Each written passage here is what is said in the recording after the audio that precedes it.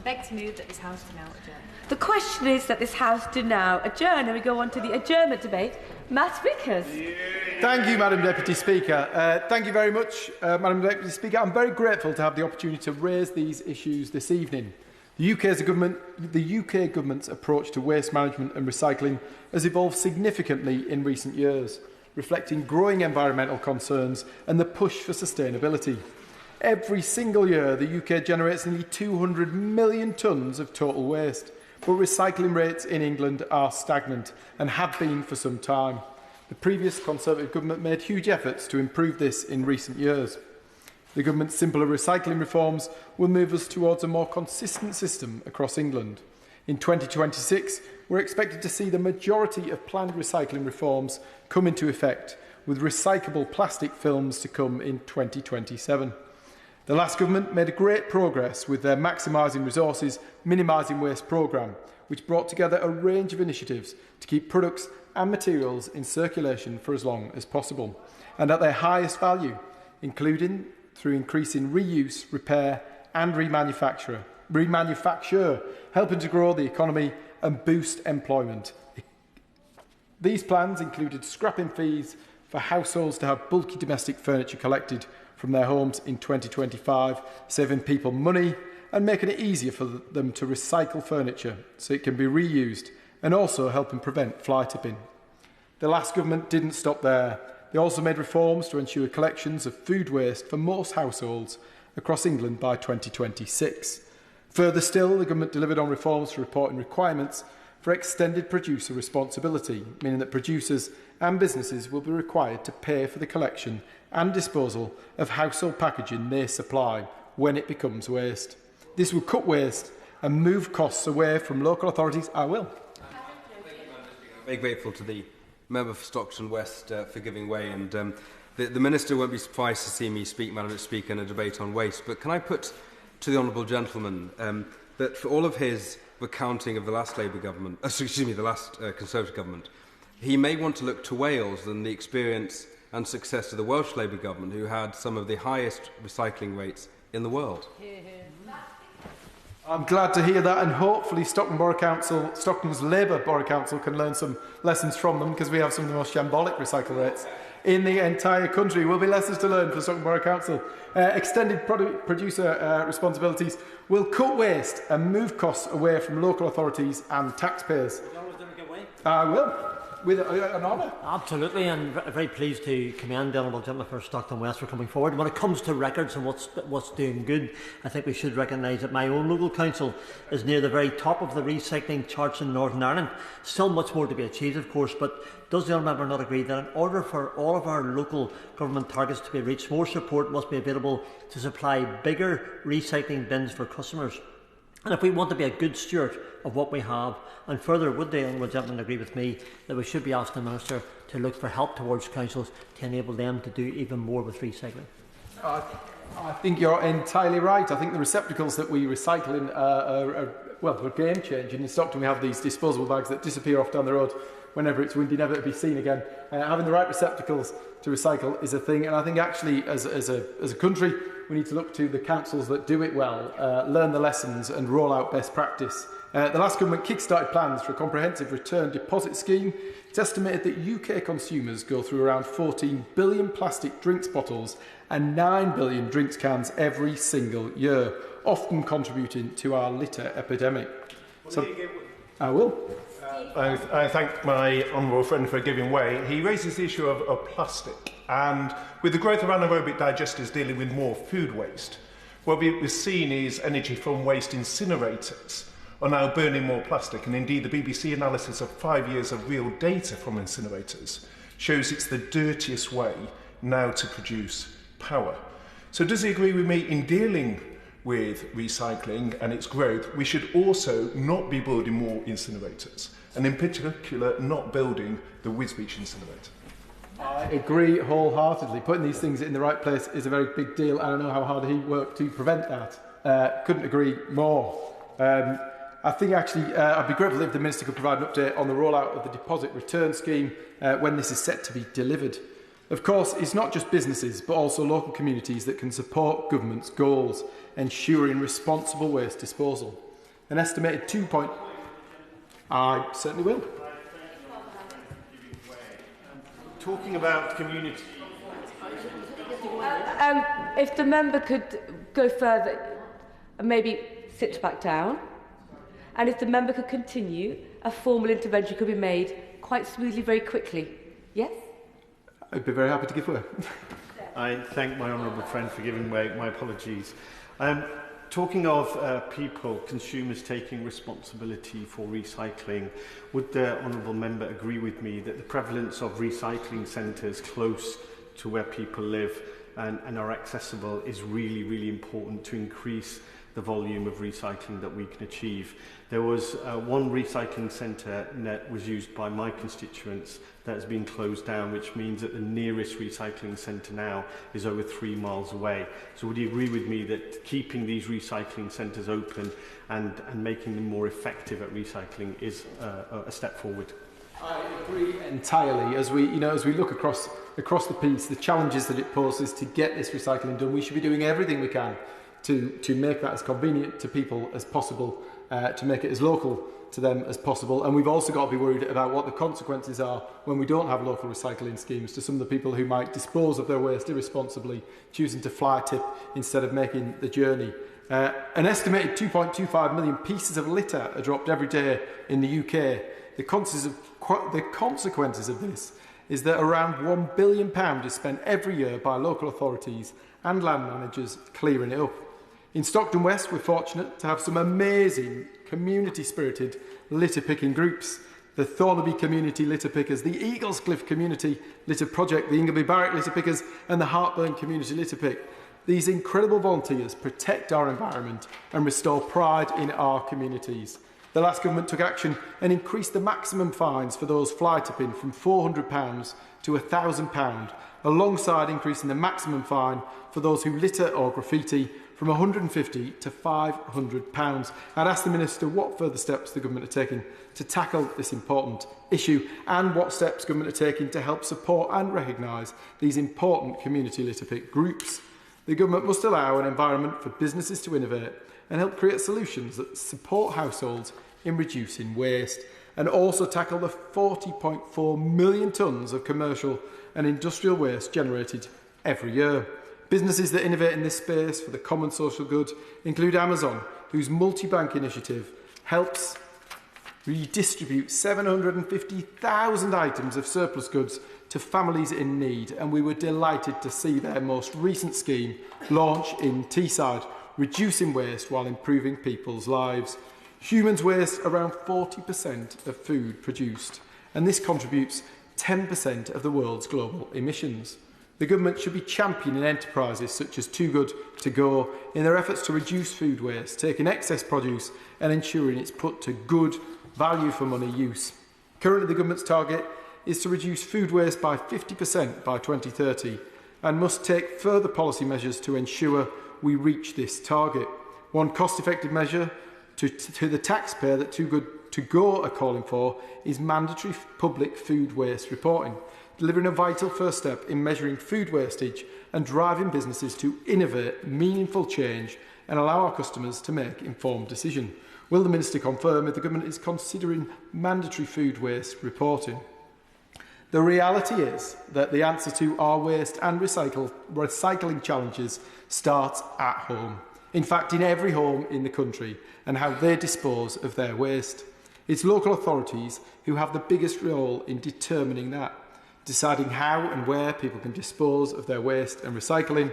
Whilst government can go so far directly, it also has a role in ensuring local authorities are doing all they can in supporting residents and businesses to drive up recycling rates.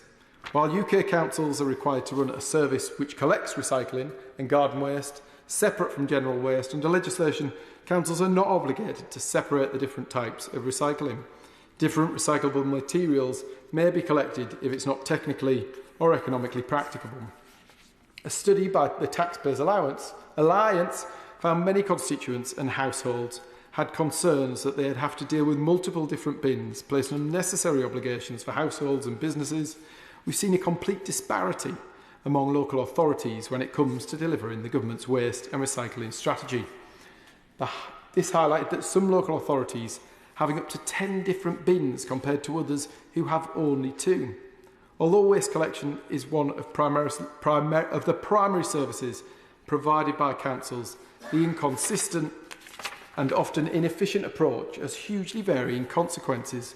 Good, efficient councils provide accessible, reliable, well-used services, while others less so, with real consequences for littering, fly tipping and recycling rates.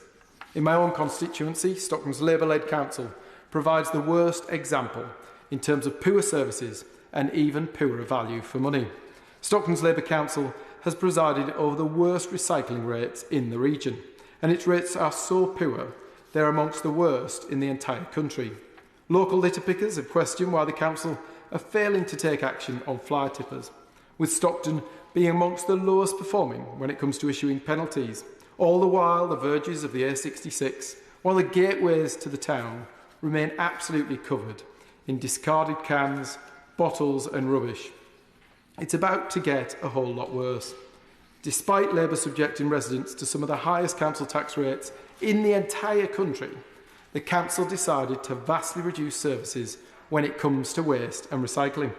They're axing weekly bin collections, and now residents will have to stack up waste for fortnightly collections. They've closed 4 local recycling centres, making people travel to other towns in order to dispose of their recycling. I'll give way, yeah. I'm grateful to the honourable gentleman for giving way, and I'm enjoying listening to his expression of support for Labour-led Stockton Borough Council, Madam Deputy Speaker. But can I just bring the honourable gentleman to this point? So between 2017 and 2019, the UK shipped 263 containers of waste to Sri Lanka. The UK had labelled them, quote, used mattresses, carpets and rugs. But what the Sri Lankan authorities found inside the containers was, quote, far more sinister. So will the honourable gentleman agree with me that where the previous government had lots of hot words, they were very quick to throw the problem as far away as they could? I think he makes a very interesting point. I think there is a responsibility on the part of government and on local authorities to make sure that we're recycling stuff, not shipping it abroad, not putting it into landfill. Valid points, it's our problem. We should sort out our home wherever possible. I look forward to what will be achieved in the next few years. Stockton Borough Council not only have scrapped our weekly bin collections, they've closed 4 local recycling centres, making people travel to other towns in order to dispose of their recycling. They're ending our free green waste collections, imposing additional charges on anyone wanting to get rid of grass clippings, fallen leaves and garden waste. The changes represent a fly tippers charter, and there are now fears that Stockton could become the UK's fly tipping capital, as these barriers could lead more people to dispose of waste irresponsibly. Residents ask me why their services are being slashed when the council tax they pay is amongst the highest in the entire country. Well, while my Labour Council are no good at dealing with waste collection, they're experts in producing plenty of waste. My local Labour Council has spent almost £16 million on recruitment consultants since 2021. Yes, £370,000 a month. They're refusing to answer questions about the use of other consultants and the cost. They're spending more on £100,000 plus director salaries than other councils across the region. They're spending money flying people out to Montpellier and Copenhagen to watch shows and decide whether they're worth having at the local festival.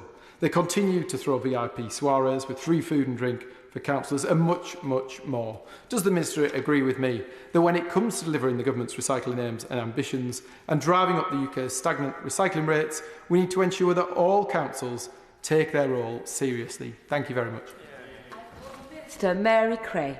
Thank you very much indeed, Madam Deputy Speaker, and what a pleasure it is to serve under you this evening. Can I begin by thanking the honourable gentleman from Stockton West? He certainly had a busy day today and morphed from the front bench to the back benches for this evening. But can I thank him for raising this important issue, and to everyone who's taken part in the debate this evening. The Secretary of State has been very clear that resources and waste is a priority issue for DEFRA, and I'm pleased to share our plans in this area. The government is committed to transitioning to a circular economy, a future where we keep our resources in use for longer, we reduce our carbon emissions, We invest in critical infrastructure and green jobs in every nation and region, and where our economy prospers and nature thrives. We want to move away from our linear and unsustainable take, make, throw model, where we extract resources from the earth, make things and then throw them away, because, Madam Deputy Speaker, there is no such place as away. If the whole world consumes resources as we do here in the UK, we would need 2.5 times the Earth's raw materials to sustain our current systems. Meanwhile, nearly 100 million tonnes of residual waste is disposed of annually, and waste crime alone costs our economy £1 billion every year. This cannot continue. We must and we will move towards a system that values longevity, repair and reuse over disposal. In our manifesto, this government therefore pledged to reduce waste by moving to a circular economy. That's why we've committed to developing a circular economy strategy for England, which we will create in partnership with experts from industry, academia, merge those two in my head, industry, academia, civil society, local government and beyond. I will give way. I welcome, I thank the Minister for giving way, and I welcome that she says this is a priority. But she has a statutory target to halve residual waste, but what she isn't setting out is the impact that will have on mega incinerators that are being built in essence to burn plastic. Now, does she accept that over 30 environmental charities, indeed charities usually linked to her party and the left, are strongly opposed to these incinerators, and therefore will she commit to publish an impact assessment on how reducing residual waste will impact the need for incinerators? Well, thank you. I will be coming on to those points later in my speech, and I do hope he will intervene on me later on if he does not get the satisfaction and the clarity that he seeks. But good things come to those who wait. Madam Deputy Speaker. So, if I can make some progress, so I'm beginning with the strategy. So we want to have an economy-wide transformation of our relationship with our resources, and that's all about supporting the government's missions to kickstart economic growth, make Britain a clean energy superpower, and accelerate the path to net zero through our efforts to tackle waste crime and take back our streets. And to answer the honourable gentleman's question around food waste, preventing food waste is key to this department, and we are reviewing a range of issues associated with food waste in the supply chain, and we hope to make further announcements on that soon. So let me begin with the collection and packaging reforms which he outlined. They are an important starting point in transitioning to a circular economy, and we're proud of the steps we have taken so far. Over the next 3 years, simpler recycling, extended producer responsibility and the deposit return scheme will deliver transformational change, creating thousands of new jobs and stimulating billions of pounds worth of investment. These three areas are the three-legged stool, if you like, of this government's plan to kickstart a circular economy. So I would like to briefly take each one in turn. First, simpler recycling. We recently affirmed our commitment to delivering simpler recycling in England. It will be introduced for businesses from the 31st of March 2025 and for households from the 31st of March 2026. This government inherited the Right Honourable Gentleman for North East Cambridgeshire's legislation that could have required households to have up to 7 bins. And there are councils, as the Honourable Gentleman for Stockton West said, that have 7 bins and, as he rightly says, 10 bins in some places. But that was because they were doing, Madam Deputy Speaker, what they thought was the right thing under the signals that were being sent out under the previous government. This places an unnecessary burden on people and business and unnecessary clutter in everyone's front and back gardens. We're simplifying the rules to make recycling easier for people while stimulating growth, maximising the benefits and ending the postcode lottery for recycling. So across England, people will be able to recycle the same materials at home, work or school. The legislation for Simply Recycling has already come into force. We laid regulations in Parliament to confirm the final details of the policy on the 3rd of December. This policy will support our ambition to recycle 65% of municipal waste by 2035. And it's important to remember that figure, Madam Deputy Speaker, because the original target, when the last Labour government brought in the landfill tax reforms in 2002, was to have a 50% recycling rate by 2015, a target that sadly was lost under the previous government, and 10 years on from that date has still not been met. This policy will also deliver an estimated £11.8 billion worth of carbon savings between 2024 and 2035.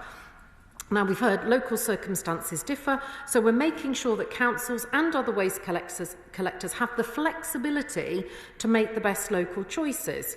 We know local authorities may want to review their waste collection services to ensure they're providing best value for money, and as is currently the case, the local council, continues to decide the frequency of waste collections in a way that suits the need of their local community. The government's priority is to ensure household needs are met. So we have recently published guidance to support them in this area. Second, Madam Deputy Speaker, extended producer responsibility for packaging. To help fund Simpler Recycling, we are in parallel introducing extended producer responsibility for packaging, or PEPR, which will require obligated producers to pay the full end-of-life costs associated with the packaging they place on the market. This will bring more than £1 billion of investment into local government waste collections and will incentivise producers to reduce unnecessary packaging and make what they do use even more sustainable. Those regulations have now been debated in both houses and received unanimous cross-party support and will come into force on the 1st of January 2025. The third and final leg, Madam Deputy Speaker, is the deposit return scheme for drinks. So we've seen it work in over 50 countries around the world. DRS will make a real difference to people's lives by tackling litter, cleaning up our streets. Recycling rates will increase, and the drinks industry will benefit from high-quality recycled materials that DRS will provide. We are committed to delivering a deposit return scheme in England, Scotland and Northern Ireland in October 2027, and we will continue to work closely with industry partners, the Scottish Government and the Department for Agriculture, Environment and Rural Affairs in Northern Ireland to launch the scheme. I will give way. I thank the Minister for giving way on that point. I worked across Europe for over 15 years, and the DRS scheme has been in place all over Europe for all that time. And I've been hearing about it for so long that it would arrive in the UK, and it hasn't. So I would be interested to learn the timescales. And the second point, would the Minister or the Government consider putting restrictions on the use of fresh plastics for drinks bottles? Instead of them being recyclable, make them recycled. Good point. I thank the honourable gentleman for that point, and I share his impatience. I'm old enough to remember being chair of the Environmental Audit Select Committee back in 2017 and hearing several predecessors before the right honourable gentleman promising that we would have a DRS scheme. And he is right also to raise the point about there's no point recycling if there's no end market. And I do welcome the plastic packaging tax, which was introduced under the Prime Ministership of Theresa May, which does mandate a 30% recycled packaging content. The question, I think, is where fossil fuels are very cheap, how do we drive business behaviour change? And that is something that is under active consideration to make sure that we make sure that there is an end market for the recyclate that is placed on the market. So to his point about the regulations, we laid them in Parliament on the 25th of November. We plan for the regulations to come into force in late January. parliamentary time permitting. The Scottish Government will then make the necessary amendments to legislation in Scotland. After that, the three governments will appoint the Deposit Management Organisation to run the scheme in April 2025, and we have opened applications on Monday, 2nd of December. So literally, this is all hot off the press. So this is a very timely debate, and the aim is for the DRS scheme to come into force 1st of October 2027. But there's much more to do, Madam Deputy Speaker. On Friday, I was delighted to visit Suez's Malpass Farm facility in Rugby. Working in partnership with Cemex, Suez have provided 1 million tonnes of fuel, climber fuel, from non-recyclable waste, diverting this from landfill and reducing coal consumption in the neighbouring Cemex plant by 75,000 tonnes. Enabling this sort of big industrial decarbonisation. Earlier today, I made a quick trip up to Newark to visit the Curry site, which is home to one of their unique repair centres. And I saw how Currys, a great and proud British company, are using their resources and their market position to repair and refurbish broken phones, laptops and tablets. And I do recommend their refurbished website to anyone looking for a last-minute gift from Santa. Such industrial partnerships working together to maximise the value of resources demonstrate the role that resources and waste sector plays in supporting net zero and supporting economic growth. A high-performing resources and waste sector is key to driving a circular economy. However, waste crime, to his point, and I know something that the honourable gentleman for Newcastle, glad to see him in his place, in his traditional place, threatens to take resources away from the circular economy and the good businesses who want to do the right thing and make those green investments. Waste crime costs the country £1 billion a year. We know that 18% of waste may be handled illegally at some point in the supply chain. 34 million tonnes of waste every year. We are committed to tackling this scourge. I give way. Thank you, Madam Speaker. I'm grateful to the Minister for giving way. She's spoken about lots of different types of rubbish, but not where they often go, which is household waste recycling centres. Not content with the Tory tip tax in Norfolk, Cash-strapped Norfolk County Council has gone further to try and encourage fly tipping by creating a mad booking system for residents to have to use in order to go to household waste recycling centres. Will she extend the same guidance to household waste recycling centres as she's talked about extending to recycling curbside schemes? I'm very happy to look at what the honourable gentleman would say, but what I would also say gently is that after, over a decade of austerity, expecting local councils to do more services with less money is a challenge that many have not been able to square. And so I think that we need to, rather than indulging in sort of what can be done in a perfect world, we have to look at the world that we are in and say, what can we do? What is clear is that this three-legged stool of reforms will put some much-needed fresh cash into the system to get the various municipal collections ready for those go-live dates, and there may be opportunities in there. We've heard about fly tipping and had several debates on that. We've had over 1 million fly tipping incidents in 2022-3, 10% more than we had 3 years ago. And in Stockton-on-Tees alone, as the honourable gentleman has said, we've had 1,700 fly tippings. We cannot allow these incidents to continue. And I pay tribute to the many local litter groups that he met. I am going to have the enjoyment of meeting the Aylesbury Wombles in Parliament this Wednesday. So there are little groups everywhere. So we want fly tippers and vandals to clean up the mess they have created, and we must take back our country from these criminals who blight our community and undermine legitimate businesses. And I do look forward to providing details on this at the moment. I give way. I'm very grateful to my favourite minister and His Majesty's government for giving way. Notwithstanding any legal action that may be related to Wally's Quarry and Newcastle and Lyme, I wonder, with the former Secretary of State in his place, the Minister would join me in paying tribute to all those people, hard-working, good, loyal subjects in Newcastle and Lyme who campaigned day in, day out for clean air, healthier lungs, and the kind of change that we so desperately wanted to see.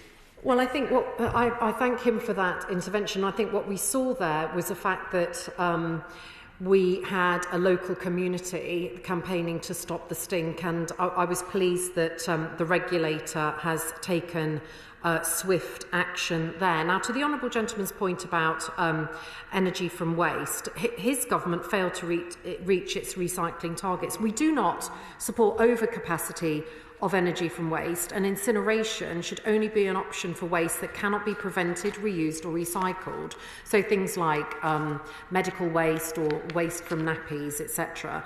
In accordance with the waste hierarchy, recovering energy from waste is still preferable to disposing it in landfill. It maximises the values of those resources and avoids the greater environmental impact of landfill, which continues for generations, as we have seen from my honourable friend for Newcastle-under-Lyme's question.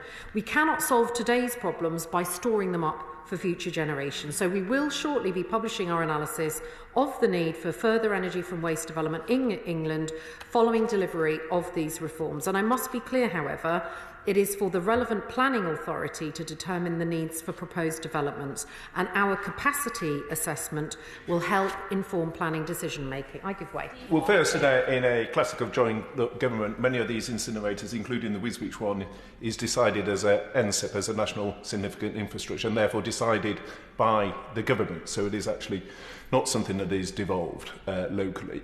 But I welcome, when she says, she just said a moment ago, she does not support overcapacity of incineration. I welcome that, just as I welcome her ambition to increase recycling. But given that she wants to increase recycling, there will be an overcapacity of incineration. And that is why we need to see the impact assessment in order to see the trajectory at which waste will be increasingly recycled. So we can then avoid the overcapacity, which she says that she wants to avoid. So when are we going to see that impact assessment so we don't have too much capacity in incineration? I'm a bit mystified by the honourable gentleman's question, because he put a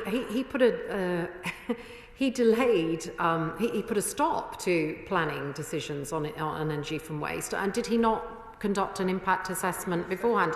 I'm keen to understand. Well, I don't want to intervene too much, but as a point of clarification, Madam Deputy Speaker, I was recused as the Minister, so I certainly didn't make that decision, firstly. But secondly, the argument I'm making is one against incineration.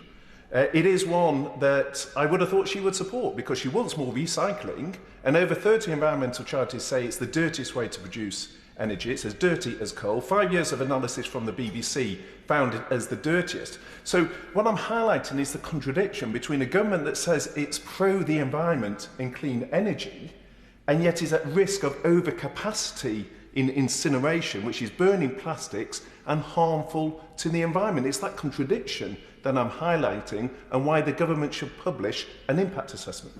And now the Minister is aware that Mr Barclay recused himself, we shouldn't repeat that statement, but no doubt the Minister would wish to respond. I'm very keen to set the record straight on that, Madam Deputy Speaker, and the House will have heard what he had to say. To his points around well, first of all, it's important that we do not incinerate recyclable materials, and the environmental permitting regulations prevent the incineration of separately collected paper, metal, glass or plastic waste unless it has gone through some form of treatment process first, and following that treatment, incineration is the best environmental outcome. We are, as I say, we will publish our capacity assessment before the end of this year, and we do not support incineration over capacity. So I think, you know, if we look at the waste hierarchy, waste incineration does not compete with or conflict with recycling. And I think he may have been talking to Madam Deputy Speaker when I was describing my visit to Rugby, where you can actually see some uses for energy from waste, which helps with the hardest to abate industrial sectors, such as cement, which requires a furnace heated to 1400 degrees in order to achieve the process that it needs. So that's in my view a good use of that end result, and that is what comes out of the municipal recycling facilities, out of our black bins. It's the very, very, very tail end of the place we described as a way. And at the end there is no end there. We have consulted also on expanding the UK emissions trading scheme to waste incineration and energy from waste in order to divert plastics away from incineration. And we are taking on board responses, and we will detail final policy on this in due course. And we're including energy from waste under decarbonisation readiness requirements. So any energy from waste facility seeking an environmental permit, we believe, needs to look at how it will decarbonise. So to conclude, Madam Deputy Speaker, moving to a circular economy is no small task, but by working collaboratively and across this House, building on policy left by the previous government, I will give way. Thank you, Madam Deputy Speaker, and I'm very grateful to the Minister for giving way. Just before she concludes, and talking about the importance of working across government, across this House and across our communities, can I gently put to her, notwithstanding her position as my favourite minister in His Majesty's government, the importance of looking at councils who give planning consent to development in and around landfill sites. In Newcastle and Lyme, we've seen a number of housing developments built right around Wally's Quarry that has a material impact on the health and well-being of the people who move there, but also more generally on how our community is viewed. And so can I urge her to have the appropriate conversations with colleagues across government to make sure that when decisions are taken as we seek to build the 1.5 million homes that we all want to see, that they are built in the right places and the right communication and consultation is held. Minister, you may wish to check Hansard to see how many times the Honourable Member has mentioned his favourite minister to respond. And how many times he has mentioned Wally's Quarry, indeed, Madam Deputy Speaker. Yes.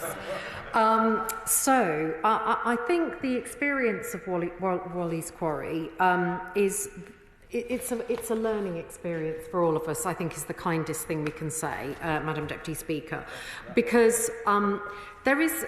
I have a former landfill site in my constituency which has been properly remediated, covered over, and housing built alongside it. It started out as a clay quarry for brick making, and then it became a landfill site for the council, and now it is housing.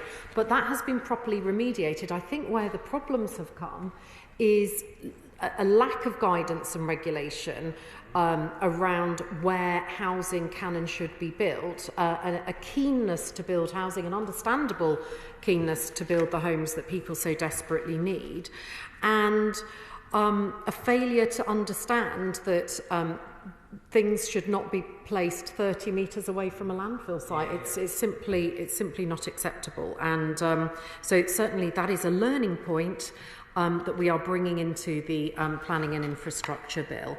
To conclude, Madam Deputy Speaker, moving to a circular economy is no small task, but we are committed to playing our part, building the UK government's reputation at home and abroad, and driving green jobs, green growth, and the green shoots of recovery in every nation and region of our country. Thank you. The question is that this House do now adjourn. As many as their opinions say aye, the ayes have it. Order, order,